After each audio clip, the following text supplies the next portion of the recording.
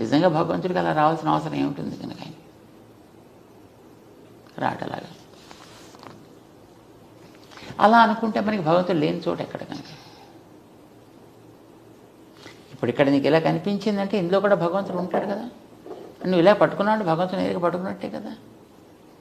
కానీ మనకి నమ్మకం ఉండదు అంటున్నాను. ఇక్కడ నమ్మకం ఉండదు. అంచేత మనం we're lost not because he's not there, we're lost because we not believed in the way he is for us. చేత మనతో అలా మాట్లాడద్దు. ఇప్పుడు మీకు ఇక్కడ కూర్చున్నప్పుడు ఈ విగ్రహం టక్క మన మీద మాట్లాడడం ప్రారంభిస్తే మీరు భయపడి పారిపోరండి. ఇది ఇలా కదిలిందనుకోండి తనంత తాను ఇలాగా జడుచుకోరు మీరు అంతా. అంచేత కదలకూడదు. మనం భయపెట్టడం కోసం కాదు ఆయన ఉండేది, భయాలు తొలగించడం కోసం. మీరు ఒకసారి రావాల్సిన అవసరము ఎట్లా లేకుండా పోతుంది సార్? దుష్ట శిక్షణ శిష్ట శిక్షణకు ఆయన ప్రతి యుగమందు కూడా జన్మిస్తున్నాడు అని చెప్తున్నారు కదా మీరు.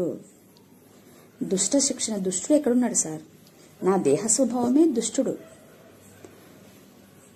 శిష్ట రక్షణ అంటున్నారు కదా సార్.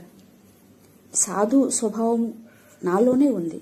నాలో ఉండే సాధు స్వభావాన్ని రక్షించి నాలో ఉండే దుష్ట స్వభావాన్ని శిక్షించడం కోసము నాలోనే ఉండాలి ఆయన. నాకు బయట కాదు ఉండేది సార్. విగ్రహముగా నాకు బయట ఉంటే దానికి నాకేం లాభం సార్? నాలో, నా హృదయంలో ఉండగలగాలి. అయితే అటువంటి వాడు యుక్త కాలమున తనను తాను మహిమపరుచుకుంటాడు. అది చెప్పేదే భగవద్గీత 4వ అధ్యాయము 6 నుంచి 8 శ్లోకాలు. ప్రతి యుగమందు కూడా ఆయన తనను తాను వ్యక్తపరుచుకుంటా వస్తున్నాడు. సంపూర్ణ శరణాగతి కోరినటువంటి ప్రతి ఒక్కరిలో ఈ అనుభవం ఉంటుంది. నా లోపల ఉండేటువంటి ఆ ఆత్మ యుక్త కాలమున నాదిని పడగొట్టి తన్ను తాను బయలుపరుచుకున్నప్పుడు అదే రమణ మహర్షులు చెప్పేటువంటి ఆ నేను అనేటువంటి తత్వం, ఆ నేనుకు ఆశ్రయమైనటువంటిదే. ఆ నేను అంటే జ్ఞానము. ఆ జ్ఞానమునకు అనుభవానికి వచ్చేటువంటిదే. ఆ జ్ఞానమునకు ఉపాధియే విజ్ఞానం అవుతుంది సార్. అదే జ్ఞాన విజ్ఞానము మర్మమైనటువంటి విద్యకు సంబంధించినటువంటి విషయాన్ని చెప్పేది భగవద్గీత 9, 1, 2 శ్లోకాల్లో. అటువంటిది ఈ మనుష్య రూపేణ ఆయన రాకపోతే ఈ పంచభూతాలకు నిర్ణయించినటువంటి మృత్యువును ఆయన యజ్ఞము ద్వారా మృత్యువు సమస్తమును ఆయన అర్పించడం అనేది యజ్ఞం కదా సార్. వాస్తవానికి తన యందు సమస్తము ఉన్నవి అన్నప్పుడు తాను యజ్ఞం అయితే సమస్తము లయమైనట్టే కదా సార్. లయకారుడు అంటే సమస్తము లయం చేయాలి, పంచభూతాలను లయం చేయాలి. తాను ఉండి పంచభూతాలు ఎట్లా లయమవుతాయి? అవ్వవు. తానే లయం అవ్వాలా. ఎందుకు లయం అవ్వాలా? పంచభూతాలకు నిర్ణయించినటువంటి మృత్యువుకు మృత్యు అవ్వాలి ఆయన. కాబట్టి ఆయన ఖచ్చితంగా మనుష్య రూపేణ రావాల్సిందే. మనిషి జన్మ అటువంటిది.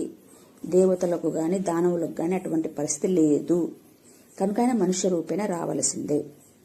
వచ్చినప్పుడు ఈ 3 గుణాలను ఏ విధంగా జయించి, గుణాలకు నిర్ణయించినటువంటి మృత్యువును జయించి మట్టి నుంచి మహిమకు ఉత్తీర్ణుడవుతాడో ఆ ప్రణాళికే ఆయన నామము, ఆ ఆలోచనే ఆయన నామము, అదే వాక్యము. అందుకు ఆయన మనుష్య రూపేణ ఖచ్చితంగా రావాలి సార్. ఇంకొక మాట అంటున్నాడు, భగవంతుడు అంతటా ఉంటాడు అనే మాదిరిగా అంటున్నారు. భగవంతుడు అంతటా ఉండేవాడే, ఇక్కడ ఉండాలి సార్. ఇక్కడ ఉంటేనే నాలో ఉండే రాక్షస గుణాలను ఒకటేమంటే, విగ్రహము కన్నులుండి చూడలేవు, చెవులుండి వినలేవు, నోరుండి మాట్లాడలేదు అని మీరు చెప్తున్నారు. మీరే చెప్తున్నారు సార్. ఇవన్నీ ఉన్నా అవి చేయలేవు, చేస్తే మీరు భయపడతారు అంటున్నారు. ఎంత విడ్డూరంగా ఉందంటే సార్, భయం నా ఒంటికి ఉండాలి సార్, భక్తి నా మనసుకు ఉండాలి, భయం నా ప్రాణానికి ఉండాలి సార్. భక్తి నా మనస్సుది. భక్తి ఆయన్ను పట్టుకోవడానికి ఉండాలి సార్. భయము ఆయనను పట్టుకోకుండా చేసేటువంటి మాయ భయం ఉండాలి. భయమే లేకపోతే భగవంతుడు భయపెట్టేవాడు కాదు, భయాన్ని పోగొట్టేవాడు అంటున్నారు మీరు. భయపెట్టే భగవంతుడు కాకపోతే నారసింహుని అవతారం ఎట్లా వచ్చింది సార్? యాదగిరిలో అయితేనేమి, అహోబిలంలో అయితేనేమి, ఆ గుహలో ఉండేటువంటి నరసింహుడికి ఆ అవతారము భయపెట్టే అవతారం కాదా సార్? ఎట్లా మాట్లాడతాడు సార్? ప్రజలకు ఏం చెప్తున్నారు మీరు? ఆ నారసింహుడే జ్ఞానముతో పోలుస్తున్నాం. ఆ నారసింహుడు నా హృదయంలో ఉన్నాడు. హృదయం అనే గోడలు పగలగొట్టుకుని వస్తాడు ఆయన. సింహము వల్లే పగలగొట్టుకుని వస్తాడు ఆయన. దేన్ని చెరపట్టడానికి? మాయను చెరపట్టడానికి. అప్పుడు ఆ భయమును ఆయన ఒకసారి ప్రత్యక్షమైన తర్వాత, ఆయన ప్రత్యక్షమైనప్పుడు అది ప్రళయము వలె వచ్చు భయంకరమైనటువంటి దినం అది. ఆ క్షణములో నేను కట్టుకున్న ఈ గోడలన్నీ, నాది అనుకునేదంతా కూలిపోతుంది సార్. అప్పుడు మహాకాశం నుంచి కృప నాకు సమాధానాన్ని ఇస్తుంది. ఆ నరసింహుడు ఉద్భవించకుండా నా లోపల సత్యం మొలవదు. నాలో ఎప్పుడు సత్యం మొలుస్తుందో అప్పుడు కృప, నీతి ద్వారా కృప ప్రవేశిస్తుంది నాలో. అప్పుడే నూతన జన్మ. దీన్నే రెండవసారి జన్మించడం అంటారు. ఇలా జన్మించిన వారిని ద్విజులు అంటారు. ఇటువంటి వారికే దేవుని మర్మాలు తాను బయలుపరుస్తూ ఉంటాడు. పరమ పురుషుని గురించినటువంటి మర్మాలు బయలుపరుస్తూ ఉంటాడు. అటువంటి వారి నోటి ద్వారా ఆ పరమ పురుషుడు గురించినటువంటి మాటలను విశ్వాసముతో ఎవరు వింటూ ఉంటారో, ఆ వినడం వల్ల ఆ పురుషుడి గురించినటువంటి మాట వారి యొక్క చెవుల గుండా వెళ్ళి హృదయాంతరంగంలోకి మూలుగులు, ఎముకలు, రక్త మాంసములోకి దూర్చుకుంటూ వెళ్ళి వారి యొక్క మనస్సాక్షిని నిద్రలేపి, వారిలో ఉన్నటువంటి కామమును నిద్రలేపి అక్కడ ఆత్మ ప్రత్యక్షత పొందుకోవడానికి ఆస్కారం ఉంటుంది. అటువంటి నారసింహుడినే కలిగినటువంటి హృదయములో దేవుడు భయపెట్టేవాడు కాదా సార్? భయపెట్టకుండా ఈ శరీరం లొంగుతుందా? లొంగే క్వశ్చనే లేదు. కాబట్టి ఏ రోజైతే మనము ఆ అనుభవాన్ని పొందుకున్నామో అదే క్షణమున ఆయన కృప మహాకాశం నుంచి మనల్ని చేరి సమాధానపరుస్తుంది. ఎంత సింపుల్గా చెప్తున్నారంటే, దేవుడు భయపెట్టేవాడు కాదు, మాట్లాడితేనే ఎస్, వాక్యో వై బ్రహ్మ.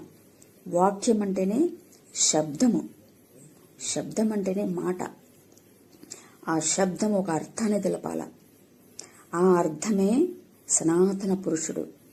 ఆ అర్థమే మనుష్యుడు సమస్తము పోగొట్టుకున్న తరువాత, సర్వధర్మాన్ని పరిత్యజించిన తరువాత, సర్వధర్మము అంటే తమో రజో సత్వ గుణాలన్నింటినీ వదిలిన తరువాత,